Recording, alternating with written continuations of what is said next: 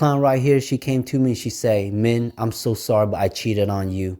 I went to my old nail tech because you were so busy. You were fully booked. I couldn't get in with you on time, but I needed my nails done." I look at her in the eye and say, "It's all right. It's not the first time a woman ever cheated on me. I've been cheated all the time, all my life. I'm done. I'm good. I'm numb." So, I continue taking care of her nails. And I asked her, "So how did your old nail tech do on your nails?" And she said, "Oh, she jacked me up. She gave me this French. It was so thick." And you know what? Hearing all that is like music to my ear as a nail tech, because in my head, I'm be like, "Bitch, that's what you get, okay?